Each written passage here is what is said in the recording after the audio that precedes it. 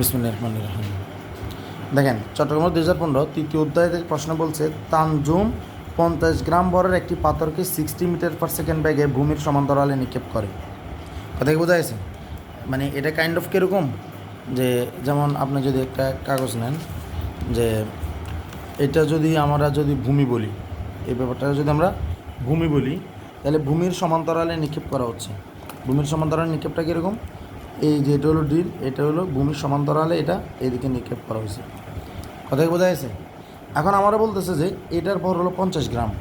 আমি একটা জিনিস বলবো, সেটা হলো যখনই ফিজিক্সের অঙ্ক দেখবেন 50 গ্রাম, সাথে সাথে কোনো কথাবার্তা ছাড়া সেটাকে 1000 দ্বারা ভাগ করে দেবেন।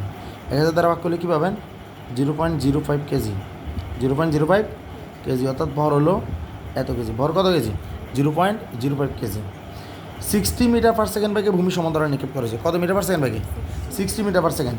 আমার কাছে প্রশ্ন করা হয়েছে প্রথমে, এখানে দেখেন 10 নিউটন বল বলতে কী বুঝো।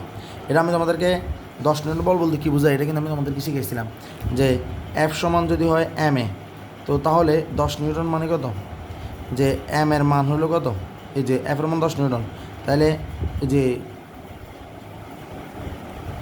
যে এফ এর মান যদি হয় 10 নিউটন, তাহলে এম এর সমান কত, 10 নিউটন না? তো এম এর মান 10 নিউটন কীভাবে হতে পারে? 10 গুণ 1 হইলে 10 হতে পারে, তারপরে 1 গুণ 10 হইলে 10 হইতে পারে, 5 গুণ 2 হইলে 10 হইতে পারে, অথবা 2 গুণ 5 হলে 10 হতে পারে না? আমি বলছিলাম না কোনো যে ব্যাপারটা এরকম, যে 10 নিউটন বল বলতে আমরা বুঝি 10 কেজি বড় বস্তুর উপর বল প্রয়োগ করায় 1 মিটার পার স্কোয়ার সেকেন্ড ত্বরণ সৃষ্টি হওয়া, 1 কেজি বড় বস্তুর উপর বল প্রয়োগ করায় 10 মিটার পার স্কোয়ার সেকেন্ড ত্বরণ সৃষ্টি হওয়া, 5 কেজি বড় বস্তুর উপর বল প্রয়োগ করায় 2 মিটার পার স্কোয়ার সেকেন্ড ত্বরণ সৃষ্টি হওয়া, আর 2 কেজি বড় বস্তুর উপর বল প্রয়োগ করায় 5 মিটার পার স্কোয়ার সেকেন্ড ত্বরণ সৃষ্টি হওয়া। এটা বলতে 10 নিউটন বল বলতে আমরা বুঝি। বোঝা গেছে? এটা আমরা এই যে গাইড থেকে দেখলে এগুলো পারবেন, এটা নিয়ে আর কথা বলবো না।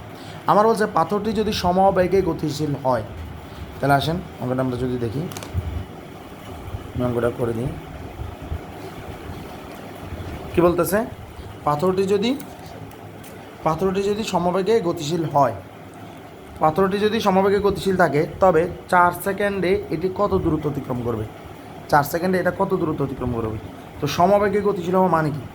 সমবেগে গতিশীল হওয়া মানে হলো S=VT সূত্রকে মেনে চলা। এটা তো আমরা জানি। সমবেগের সূত্র কি? S=VT। অর্থাৎ আমরা যদি এটা যদি গ নাম্বার প্রশ্নটা যদি আমরা করি, গয়টা করি, তাহলে S=VT হলো সমবেগের সূত্র। তো পাথরটি যদি সমবেগে গতিশীল হয়, পাথরটি যদি কী হয়? সমবেগে গতিশীল হয়, তাহলে সমবেগে আমাদেরকে বলে দিচ্ছে এটা 60 মিটার পার সেকেন্ড বেগে গতিশীল। কত meter per second? 60 meter per second. তাহলে এখানে আমি দিলাম বেগের মান 60, আর আমার বলছে 4 সেকেন্ড গতিশীল থাকবে। 4 সেকেন্ড মানে কত? 240, আর দূরত্ব রাখবে হলো মিটার। তাহলে সময় গতিশীল, তাহলে 4 সেকেন্ডে এটি 240 মিটার দূরত্ব অতিক্রম করবে। একদম ইজি ম্যাথ না এটা? ইজি ম্যাথ নেই। তাহলে এখানে কোনো কিছু আছে? এরপর আমরা বলছে 9 নিউটন বাধাদানকারী বল।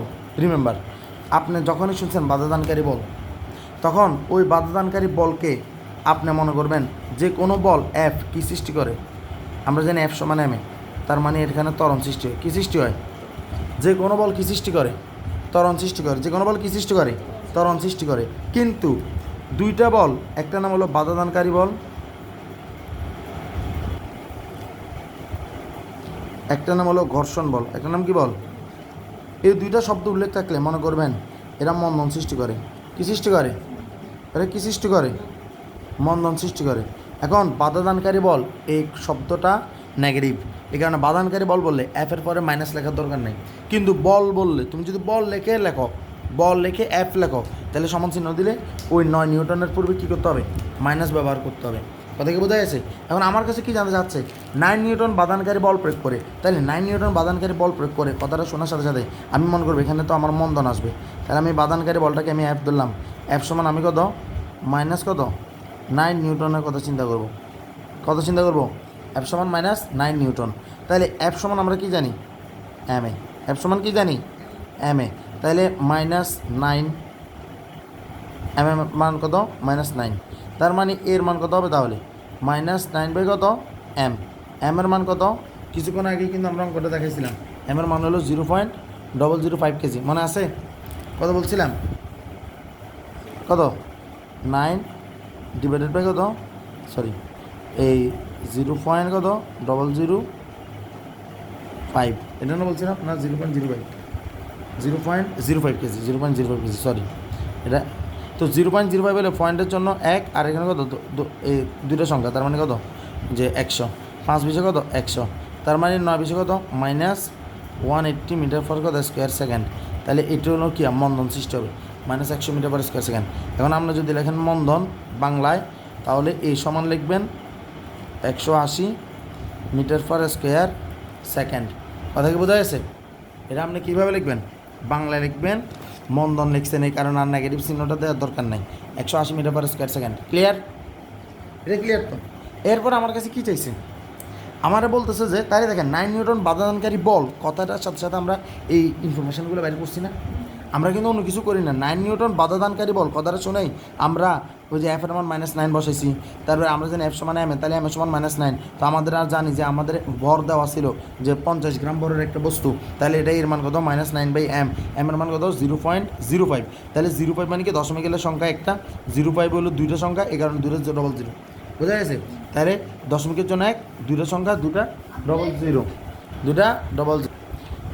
তাহলে এই যে মন্দন আমরা বাইর করছি, তার মানে আমরা যখন বলছি যে বাধানকারী বল কথাটার সাথে সাথে ইনফরমেশনগুলো চলে আসছে না, চলে আসছে কিনা? এখন এম এর মান দেওয়া আছে বলে না আমরা বের করতে পারছি, এম এর মান নাও দেওয়া থাকতে পারে, আবার এমন হতে পারে যে এই আমাদের শুধু 9 নিউটন বাধানকারী বল এটাই ছিল, কিন্তু কত হলো এই ব্যাপারগুলো আমাদের মাথায় কাল্পনিকভাবে নিয়ে আসতে হবে, বুঝা গেছে? আদারওয়াইজ তুমি হিসাবটা ডেভেলপ করতে পারবে না, কনসেপ্ট ডেভেলপ করতে পারবে না, তুমি অঙ্ক করতে পারবে না। এরপর কি বলছে আমাদের প্রশ্নে, বলছে 10 মিটার দূরত্বে এটাকে থামানো সম্ভব হবে কিনা, বস্তুটাকে 10 মিটার দূরত্বে থামানো সম্ভব হবে কিনা। মন্দন সৃষ্টি করে যদি কোনো জিনিসকে দূরত্বে থামাতে হয়, কি বলছি, মন্দন সৃষ্টি করে যদি কোনো বস্তুকে দূরত্বে থামাতে হয়, বাধাদানকারী বল প্রয়োগ করে যদি কোনো বস্তুকে দূরত্বে থামাতে হয়, অলওয়েজ ব্রেক চেপে যদি, যেমন ব্রেক চেপে যে গাড়ি থামায়, এটাও কি এটা একটা বাধাদানকারী বল না, ব্রেক, তাহলে এখানে মন্দন সৃষ্টি হয় না, না গাড়ি আরও জোরে জোরে ব্রেক দিল, শুনে নাকি কারো গাড়ি আছে যে ব্রেক দিলে জোরে জোরে না, ঠিক আছে? কিন্তু আরেকবার সেখানে গাড়ি আসছিল, ব্রেক করতাম যাই আর উল্লে বাড়াই দিয়েছিলাম, ঠিক আছে? তো যেরকম এরপরে তো ইতিহাস, একটা রিক্সা বাড়াই দিয়েছিলাম। এখন দেখ, এখন এই যখন কথাটা আসবে বাধাদানকারী বল প্রয়োগ করে কোনো জিনিস থামাতে হবে এত দূরত্বের ভিতরে, আবার বলতেছি বাধাদানকারী বল প্রয়োগ করে কোনো জিনিসকে থামাতে হবে এত দূরত্বে, কি বলছি, বাধাদানকারী বল প্রয়োগ করে কোনো জিনিসকে থামাতে হবে এত দূরত্বে, সেই দূরত্বটা হলো always v² - u² divided by 2a, একদম আজীবন মুখস্থ রেখে, কোথায় বোঝা গেছে? তাহলে এখানে আমাদের ভির মান কত, ভির মান হলো বাধাদানকারী বল প্রয়োগ করে এটা থামাবো, তার মানে ভির মান 0, শেষ ভাগ 0, কারণ থামি যাবো, বোঝা গেছে? কিন্তু ইউর মান কত আমার কিন্তু বলে দিছে, এই বস্তুটাকে এয়ার করা হয়েছিল 60 মিটার পার সেকেন্ড ব্যাগে, এটা কত মিটার পার সেকেন্ড ব্যাগে এটাকে এয়ার করা হয়েছিল 60 মিটার পার সেকেন্ড ব্যাগে, এটার কী করা হয়েছে, নিক্ষেপ করা হয়েছে। তাহলে আমাদের ইউর মান কত 60 মিটার পার সেকেন্ড, ইউর মান কত 60 মিটার পার সেকেন্ড, তাহলে 60² বিয়োগ 2 ডিভাইডেড বাই 2 গুণ এর মান কত 180, এর মান কত 180, কিন্তু আমি এখানে তো মন্দন লিখতেছি না, তাহলে আমাকে এর মান লিখতে হবে -180, কত লিখতে হবে -180, বোঝা যাচ্ছে অঙ্ক এটা? তাহলে উপরে হলো 60² মানে কত 3600, নিচে হলো কত 360, কত 360, 2 গুণ 180 মানে 360, আর মাইনাসেরা তো মাইনাসে কাটাকাটি যাবে, আর আনসার আসবে কত 10, 360 3600 কাটলে কত 10, আনসার আসছে 10 মিটার। তাইলে আমার অঙ্ক বলছিল না যে 10 মিটার দূরত্বে থামানো সম্ভব কিনা, সম্ভব হয়েছে না, হয়েছে, থামে গেছে না 10 মিটার দূরত্বে, এই মন্দান 10 মিটার দূরত্বে থামছে না, অঙ্কটা কি বোঝা গেছে? এটা হলো আমাদের প্রথম চট্টগ্রাম 2015 ম্যাথ, যেটা 2015 সাল থেকে পিছন থেকে আমরা যখন চেক করতেছিলাম এটা পাইছিলাম প্রথমে বল চাপটা থেকে, ঠিক আছে? তাহলে এটা হলো আমাদের আজকের একটা সৃজনশীল বলের। আসসালামু আলাইকুম।